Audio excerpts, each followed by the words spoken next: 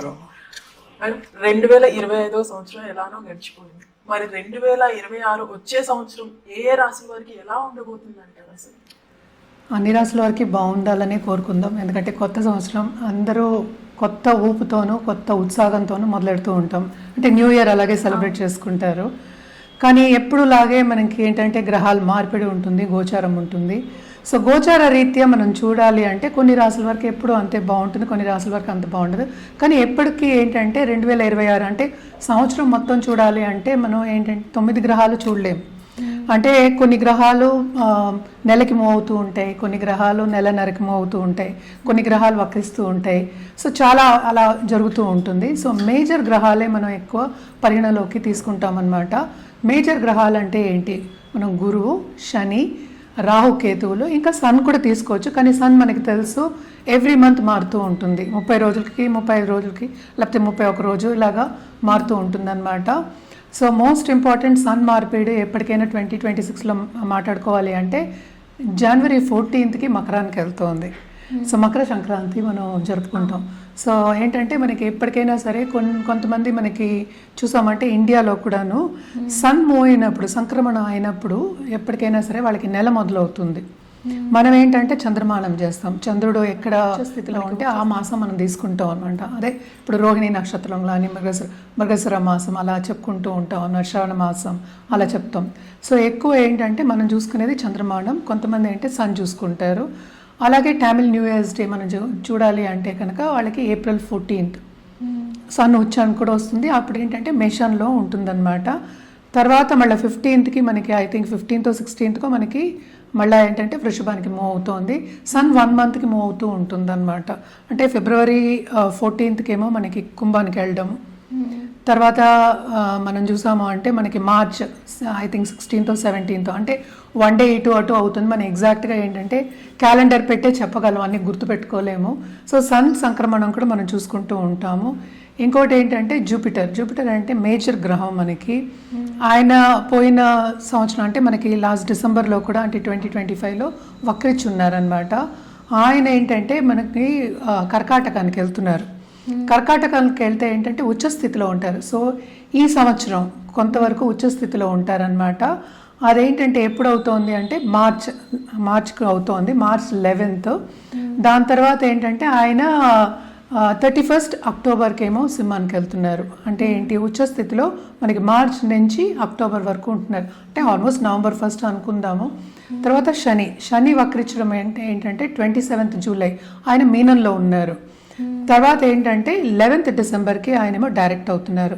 So major moment అనేది ఏంటంటే ఇప్పుడు రాహు కేతువులకు ఉంది. December 5th రాహు ఏమో మకరానికి వెళ్తున్నారు, కేతు ఏమో మనకేమో కర్కాటకానికి వెళ్తున్నారు. సో ఇవి చిన్న గ్రహస్థితులు అంతే, మొత్తం మాట్లాడుకోలేదు. ఇంకా గ్రహాలు ఉన్నాయి అంటే ఏంటంటే మనకి శుక్రుడు ఉన్నారు, బుధుడు ఉన్నారు, తర్వాత ఏమో కుజుడు ఉన్నారు. ఇవన్నీ కలిపే మనం ఒక రాశికి రాశి ఫలితాలు అనేది చెప్పడం జరుగుతుంది. సో ఆ మూమెంట్లేమో చాలా ఉన్నాయన్నమాట. సో మేజర్గా మనం చూసాము అంటే కుజుడు 45 డేస్కి మూవ్ అవుతూ ఉంటాడు. సో ఆయన వక్రించడం కూడా జరుగుతూ ఉంటుంది. అంటే towards end of this year అంటే December 2025లో గ్రహ కూటమి అనేది మనకి ధనుసులో జరిగిందనమాట, జరుగుతోంది. సో ధనుసులో మనకి స్టార్టింగ్ ఆఫ్ ద ఇయర్ మనకి మార్స్ కూడా ధనుసులో ఉన్నారనమాట. సో అలాగే శుక్రుడు కూడా ఉన్నారు, అలాగే బుధుడు కూడా ఉన్నారు. సో అందరూ అక్కడే ఉన్నారు, మేజర్ గ్రహాలు ఉన్నారనమాట. సో జనరల్ ప్రెడిక్షన్స్ అనేది మనం రాశి పట్టి మనం చెప్పడం అనేది జరుగుతుంది. సో ఇవి గ్రహస్థితులు. సో మేజర్గా మనం చూసాము అంటే ఏల్నాడ్స్ అని ప్రభావం అనేది ఎవరెవరికి ఎక్కువ ఉందో చూస్తే మనకి కుంభానికి, మీనానికి, అలాగే ఏంటంటే మేషానికి ఉందన్నమాట. సో ఈ సంవత్సరంలో అంటే 2026లో శని మూమెంట్ అనేది లేదనమాట. శని ఏమో అక్కడే ఉన్నారు, అంటే మీనంలో ఉన్నారనమాట. సో ఇవన్నీ చూసుకుని మనం గ్రహస్థితులు మాట్లాడుకుందాం. జనరల్ ప్రెడిక్షన్స్ అంటే ఏంటంటే ఎప్పటికైనా మనం చెప్పేది, ఎందుకంటే రాహుకేతు మూమెంట్ ఉన్నప్పుడు కొంచెం డిఫికల్ట్ అయిన ఒక మూమెంట్ అనమాట అది. సో రాహుకేతు పూజలు కంటిన్యూస్గా చేయమనే చెప్తాం. అది ఒకటి కాకుండా నవగ్రహాల చుట్టూ ప్రదక్షిణ చేయడం అనేది వెరీ ఇంపార్టెంట్. అది ఏ రోజు అనేది మనం రాశివారీగా మాట్లాడుకోవాల్సి వస్తుంది అనమాట. మేడం, ఈ 2026 సంవత్సరంలో కన్యా రాశి వారికి ఎలా ఉండబోతుంది అంటారు? కన్యా రాశి వారికి కూడా మిశ్రమ ఫలితాలే మనం చెప్పుకోవాలన్నమాట. ఎందుకంటే 7వ ఇంట్లో మనకి శని ఉన్నారు. అదొకటి కాకుండా 6వ ఇంట్లోంచి 5వ ఇంట్లోకి రాహు వెళ్తున్నాడు. సో తప్పక వీళ్ళకి ప్లస్ పాయింట్ ఏంటంటే వీళ్ళ పిల్లలు సెటిల్ అవుతారు. సో ఫారెన్లో వెళ్ళి సెటిల్ అవ్వాలి అంటే ఖర్చు పెట్టాలి పిల్లల మీద. సో తప్పక వీళ్ళు సెటిల్ చేయడం అనేది జరుగుతుంది. అంటే ఏంటి, ఎక్కువ వాళ్ళ చదువు మీద కానీ వాళ్ళ సెటిల్మెంట్ మీద కానీ ఇన్వెస్ట్మెంట్ చేయడం అనేది మనకి ఎక్కువ కనిపిస్తోంది. అదొకటి కాకుండా 12th నుంచి కేతు 11th హౌస్కి వెళ్తున్నారు. సో తప్పక స్టాక్ మార్కెట్ ట్రేడింగ్లో, ఫైనాన్షియల్ మార్కెట్స్లో, లేకపోతే ఇండస్ట్రీస్, పెద్ద పెద్ద ఇండస్ట్రీస్, స్టీల్ ఇండస్ట్రీ కానీ ఐరన్ ఇండస్ట్రీ, ఇలాంటి ఇండస్ట్రీస్ పెట్టిన వాళ్ళకి తప్పక లాభాలు అనేవి మనకి అక్టోబర్ తర్వాత మనకి కనిపిస్తున్నాయి అన్నమాట. అలాగే మనం చూసాము అంటే 11th సంచారం, జూపిటర్ సంచారం, అలాగే ఎగ్జాల్టేషన్ పొజిషన్లో ఉన్న అంటే 4th and 7th lord. So తప్పక వీళ్ళకి మార్చ్ నుంచి అక్టోబర్ వరకు బ్రహ్మాండంగా ఉందని చెప్పాలి. అంటే ఏంటి, ఖర్చులు ఉన్నాయి కానీ ఏంటంటే రాబడి ఉంది, అటు ఖర్చులు ఉన్నాయి. తప్పక వీళ్ళు ఇల్లు కొనే ఛాన్సెస్, అంటే ల్యాండెడ్ ప్రాపర్టీస్ కొనే ఛాన్సెస్ మనకి ఎక్కువ కనిపిస్తున్నాయి. అదొకటి కాకుండా టువర్డ్స్ అక్టోబర్ నుంచి మనకి డిసెంబర్ వరకు మనం చూసుకున్నాము అంటే కనుక ఎవరికైనా కోర్ట్ కేసెస్, అంటే ల్యాండెడ్ ప్రాపర్టీ మీద కోర్ట్ కేసెస్ కానీ, లేకపోతే చిన్న చిన్న గొడవలు ఉన్నా కానీ అవన్నీ కూడా ఏంటంటే కొంతవరకు తీర్పు అవుతాయి. అంటే రిజల్ట్ అనేది వస్తుంది, పాజిటివ్ రిజల్ట్ వచ్చే ఛాన్సెస్ మనకి కనిపిస్తున్నాయి. అలాగే దాంపత్య జీవితంలో కూడా కొంతవరకు వీళ్ళకి అనుకూల పరిస్థితే ఉంటుంది. అంటే ఏంటి, శ్రమపడాలి రిలేషన్షిప్ ముందుకు తీసుకెళ్ళాలంటే. సో తప్పక శ్రమతో కూడిన ఒక పనే కానీ కొంతవరకు బాగానే ఉంటుంది. ఎందుకంటే సపోర్ట్ అనేది ఉంది. సో సపోర్ట్ ఉంది కనుక తప్పక వీళ్ళకి బాగానే ఉంటుందని చెప్పాలన్నమాట. అండ్ ఆల్సో మనం చూసామంటే 11th సంచారం, జూపిటర్ సంచారం ఉంటే అన్నీ, అంటే ఏది ముట్టుకున్నా కొంతవరకు వీళ్ళకి పాజిటివ్గానే ఉంటుందన్నమాట. అటు ఎక్కువ నెగిటివ్స్ అనేది మనకి కనిపించట్లేదు. కానీ నేను నెగిటివ్స్ ఏం చెప్పాను, ఖర్చు అనేది చాలా అధికం. ఎస్పెషల్లీ అక్టోబర్ తర్వాత, అక్టోబర్ టు డిసెంబర్ చాలా ఖర్చులు అవుతాయి. అండ్ ఆల్సో లాసెస్ వచ్చే ఛాన్సెస్ ఏంటంటే ఎస్పెషలీ స్టాక్ ట్రేడింగ్లో లాసెస్ వచ్చే ఛాన్సెస్ ఎప్పుడు అవుతాయంటే ఏప్రిల్ నుంచి కొంతవరకు వాళ్ళు జూన్ వరకు కొంచెం జాగ్రత్తగా ఉండాలి. ఆ టైంలో లాసెస్ వచ్చే ఛాన్సెస్ మనకి కనిపిస్తున్నాయి అన్నమాట. ఎందుకంటే 12th లార్డ్ కూడా ఎగ్జాల్టేషన్ పొజిషన్కి వెళ్తారు. అండ్ ఆల్సో శని కూడా ఏంటంటే వక్ర గతి రావడం అనేది జూలైలో మనం చూస్తున్నాం. ఆ టైంలో కొంతవరకు వీళ్ళు హెల్త్ రీత్యా జాగ్రత్తలు తీసుకోవడం మంచిది. ఎస్పెషలీ మెడికల్ ఇష్యూస్ మూలాని ఖర్చులు కూడా అయ్యే ఛాన్సెస్ మనకి ఎక్కువ కనిపిస్తున్నాయి, అంటే కుటుంబ రీత్యా అన్నమాట. సో కొంతవరకు వీళ్ళు కూడా ఏంటంటే డయట్ ఫాలో అవ్వడం, టైంకి సేవించడం, అంటే ఫుడ్ తీసుకోవడం, రెస్ట్ తీసుకోవడం, ఇవన్నీ చేయడం అనేది చాలా మంచిది. అలాగే ఏంటంటే నిరుద్యోగులకు ఉద్యోగ అవకాశాలు వస్తాయి కానీ వీళ్ళకి కావాల్సింది వచ్చే ఛాన్సెస్ అనేవి కొంచెం తక్కువ. అంటే ఏంటి, కొంతవరకు డిసప్పాయింట్మెంట్ అనేది ఉంటుంది. శ్రమ అయితే చాలా చాలా అధికం, ఇందాక నుంచి అదే చెప్తున్నాను. అలాగే పార్ట్నర్షిప్ బిజినెస్లో ఉన్న వాళ్ళకి కూడా కొంతవరకు పార్ట్నర్ వాకౌట్ అయ్యే ఛాన్సెస్ కూడా మనకి ఎక్కువ కనిపిస్తున్నాయి అన్నమాట. కొత్త పార్ట్నర్స్ వచ్చే ఛాన్సెస్ ఉన్నాయి. అలాగే ఇంటి నుంచి వాళ్ళు ఎవరైనా పనిచేస్తున్నారు, ఉమెన్ ఆంటర్ప్రినర్స్ కానీ, ఎవరైనా చిన్న బిజినెస్, స్మాల్ బిజినెస్ చేసే వాళ్ళకి కానీ తప్పక మనం చూసాము అంటే కనుక జూన్ నుంచి అక్టోబర్ వరకు బాగుందని చెప్పాలన్నమాట. దాని తర్వాత ఖర్చులు అవుతాయి, అంత ఈజీగా ఏది రాబడి రాదు అనేది కనిపిస్తోంది. అలాగే చదువుకునే వాళ్ళకి, స్టూడెంట్స్కి బాగుంటుంది. అండ్ ఆల్సో వాళ్ళు అనుకున్నది సాధించే ఛాన్సెస్ కూడా మనకి ఎక్కువ కనిపిస్తున్నాయి అన్నమాట. అంటే ఏంటి, వాళ్ళకి వచ్చే ఉద్యోగం కూడా వాళ్ళకి కొంతవరకు డిసప్పాయింట్మెంట్ ఉన్నప్పటికీ ఉద్యోగం అనేది వస్తుందనేది చెప్పడం. అంటే ఏంటి, పాజిటివ్ దిశగా వెళ్ళమని, పాజిటివ్గా ఆలోచించమని చెప్తున్నాం అనమాట. సో కొంతవరకు వీళ్ళకి మిశ్రమ ఫలితాలు ఈ సంవత్సరం అంతా చెప్పడం అనేది జరుగుతుంది. తప్పక ఖర్చుతో కూడిన పని. ఎందుకంటే ఇంటి నిర్మాణం చేయాలన్నా, లేకపోతే ఇంటిని బ్యూటిఫై చేయాలి, లేకపోతే ఒక గార్డెన్ పెట్టుకోవాలి అన్నా కూడా వీళ్ళందరికీ ఖర్చులే అవుతాయి. సో ఖర్చు అనేది చాలా అధికం. అలాగే ఏంటంటే వీళ్ళకి ధర్మక్షేత్రాలు సందర్శించే యోగం అనేది మనకి కనిపిస్తోంది ఎప్పుడు మనకి ఏప్రిల్ నుంచి అనమాట. ఏప్రిల్ నుంచి అక్టోబర్ వరకు.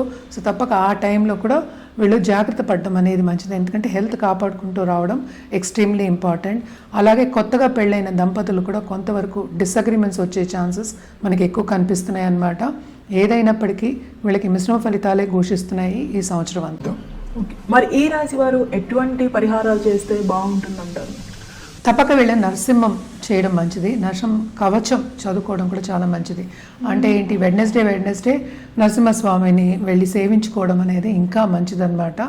అండ్ ఆల్సో ఇప్పుడు సుదర్శన హోమం కానీ, లేకపోతే విష్ణుమూర్తికి హోమాలు ఉంటాయి, అవన్నీ చేయడం అనేది మంచిదన్నమాట.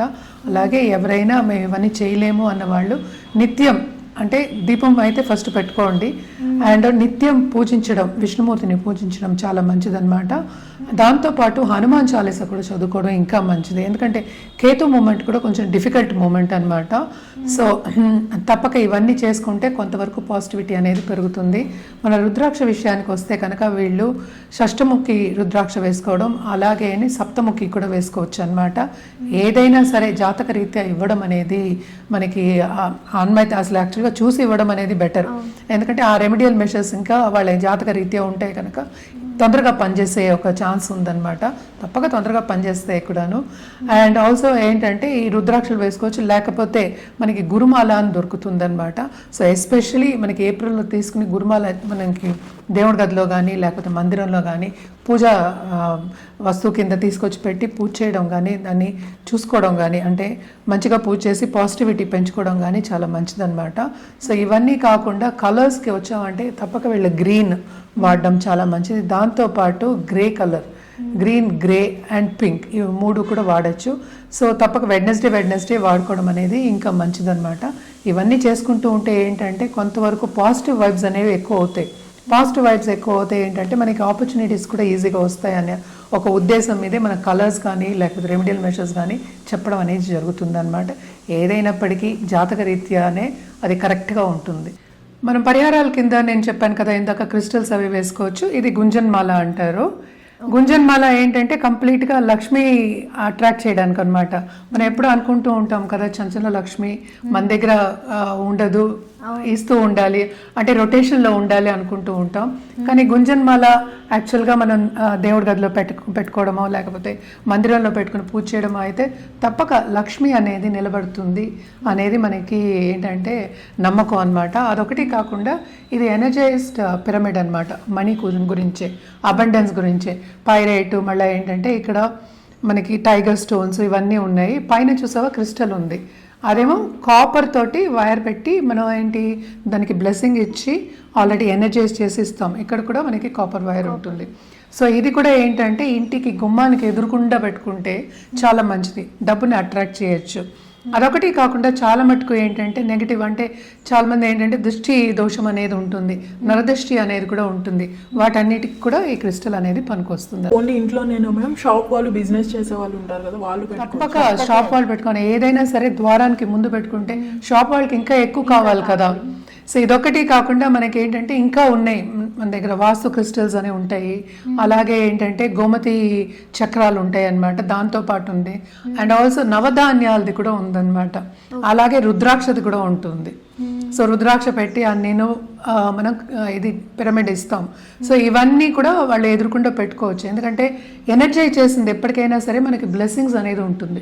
సో బ్లెస్ చేసింది ఏంటంటే మన బ్లెస్సింగ్స్ తిరిగి వస్తాయి. సో తప్పక ఏంటంటే ఇవన్నీ ఎదురుకుండా పెట్టుకోవడం అనేది మంచిది. గుమ్మానికి ఎదురుకుండా లేకపోతే ఏంటంటే వాళ్ళ షాప్కి ఎదురుకుండా. సో మోస్ట్ ఆఫ్ దమ్ నన్ను క్వశ్చన్ అడిగేది కూడా నరదృష్టి గురించి అడుగుతూ ఉంటారు. నరఘోష అంటూ ఉంటాం. అంటే ఏంటి, ఒకటి నెగిటివ్గా చెప్తే ఆ నెగిటివ్ మనకి వస్తున్నప్పుడు పాజిటివ్గా పెట్టుకోవడం అనేది మంచిది కదా. సో పాజిటివ్గా కావాలి అన్నప్పుడు ఏంటంటే పాజిటివ్ థాట్స్ రావాలి. ఇప్పుడు నలుగురు వస్తారు, నలుగురు పాజిటివ్గా ఆలోచిస్తారని మనకి తెలియదు కదా. సో అందుకోసమని మనం ఏంటంటే కొంచెం అట్రాక్ట్ చేయడానికి ఇలాంటివన్నీ మనం సజెస్ట్ చేస్తూ ఉంటాము. అది కూడా ఏంటంటే జాతకం చూసి సజెస్ట్ చేయడం అనేది జరుగుతుందన్నమాట.